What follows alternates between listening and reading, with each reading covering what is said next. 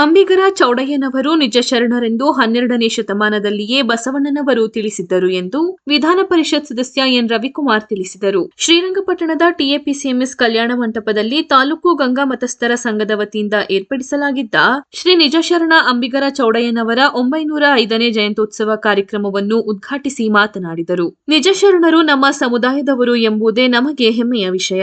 ಅವರನ್ನು ಸಂವಿಧಾನ ಶಿಲ್ಪಿಯಂತೆ ಎಲ್ಲರೂ ಪ್ರೀತಿಸುವಂತಾಗಬೇಕೆಂದರು. ಬಳಿಕ ಮಾಜಿ ಶಾಸಕ ರವೀಂದ್ರ ಶ್ರೀಕಂಠಯ್ಯ ಮಾತನಾಡಿ, ಸಮುದಾಯದ ಜನತೆಯಲ್ಲಿ ಶಿಕ್ಷಣದ ಕೊರತೆ ಎದ್ದು ಕಾಣುತ್ತಿದೆ. ಪೋಷಕರು ತಮ್ಮ ಮಕ್ಕಳಿಗೆ ಕಡ್ಡಾಯ ಶಿಕ್ಷಣ ಕೊಡಿಸಲು ಮುಂದಾಗಬೇಕು. ಜೊತೆಗೆ ಸಮುದಾಯದಲ್ಲಿ ಹೋರಾಟದ ಕೊರತೆ ಎದ್ದು ಕಾಣುತ್ತಿದ್ದು, ಆರತಿ ಉಕ್ಕಡದ ಅಹಲ್ಯದೇವಿ ದೇವಾಲಯ, ಅರಕೆರೆ ನಿಮ್ಮ ಜನಾಂಗದಿಂದ ಕೈತಪ್ಪಿರುವುದೇ ಉದಾಹರಣೆ ಎಂದರು. ವೇದಿಕೆಯಲ್ಲಿ ಸಮುದಾಯದ ಮುಖಂಡರು, ಸಂಘದ ಪದಾಧಿಕಾರಿಗಳು ಉಪಸ್ಥಿತರಿದ್ದರು. ಇದಕ್ಕೂ ಮೊದಲು ಶ್ರೀರಂಗನಾಥ ಸ್ವಾಮಿ ದೇಗುಲದಿಂದ ವೇದಿಕೆಯವರೆಗೆ ಅಂಬಿಗರ ಚೌಡಯ್ಯನವರ ಭಾವಚಿತ್ರವನ್ನು ಬೆಳ್ಳಿ ಸಾರೋಟ್ ಮೂಲಕ ವಿವಿಧ ಕಲಾ ತಂಡಗಳೊಂದಿಗೆ ಕರೆತರಲಾಯಿತು.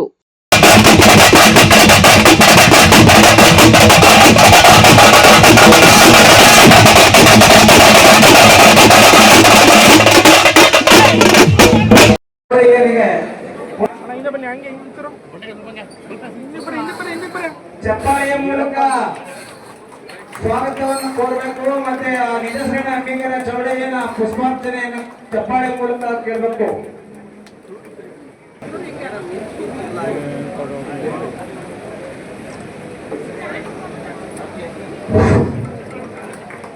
ಎಲ್ಲ ದಯಮಾಡಿ ಪ್ರೋತ್ಸಾಹ ಮಾಡಬೇಕು. ಅಂದ್ರೆ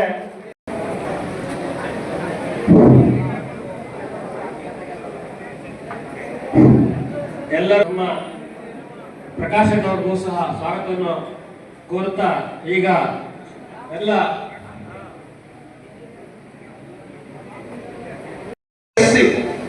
ಎಸ್ಸಿ ಅಂತ ಹೇಳಿದ್ರೆ ಎಷ್ಟು ನಿಕೃಷ್ಟವಾಗಿ ಕಾಣ್ತಾ ಇದ್ರು ಮುಂಚೆ. ಇವತ್ತು ಅಂಬೇಡ್ಕರ್ಗೆ ಯಾವುದೇ ಸಮುದಾಯ, ಬ್ರಾಹ್ಮಣ ಸಮಾಜ ಇರಲಿ, ಜೈನ ಸಮಾಜ ಇರಲಿ, ಒಕ್ಕಲಿಗ ಸಮಾಜ ಇರಲಿ, ಲಿಂಗಾಯತ ಸಮಾಜ ಇರಲಿ, ಅಂಬೇಡ್ಕರ್ ಅವರಿಗೆ ಗೌರವ ಕೊಡ್ತಾರ ಕೊಡಲ್ವೋ? ಕೊಡ್ತಾರೆ. ಎಲ್ಲ ಸ್ವಲ್ಪ ಕೈ ಮೇಲೆ ಮಾಡಿ ಕೊಡ್ತಾರೆ ಎಲ್ಲರೂ. ನಾನು ಒಂದು ಮಾತು ಹೇಳೋದಕ್ಕೆ ಬಯಸ್ತೇನೆ, ಅಂಬೇಡ್ಕರ್ ಬದುಕಿದ್ದಾಗ ಅವ್ರಿಗೆ ಎಷ್ಟು ಗೌರವ ಕೊಡ್ತಾ ಇದ್ರಲ್ಲ, ಅವ್ರಿವತ್ತು ನಮ್ಮ ಮಧ್ಯದಲ್ಲಿಲ್ಲ. ಆದ್ರೆ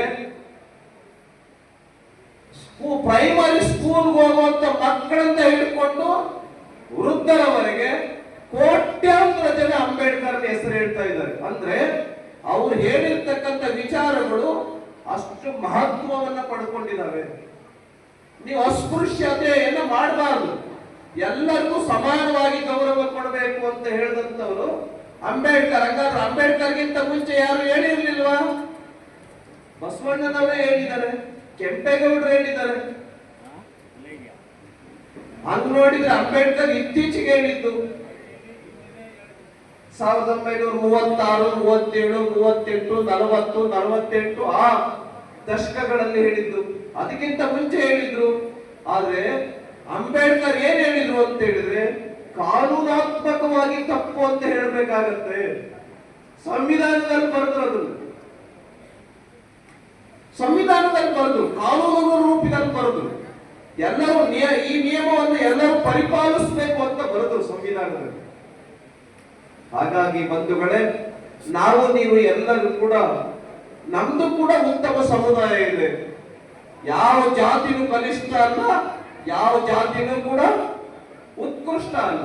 ಎಲ್ಲ ಜಾತಿಗಳು ಕೂಡ ಇಂಪಾರ್ಟೆಂಟ್.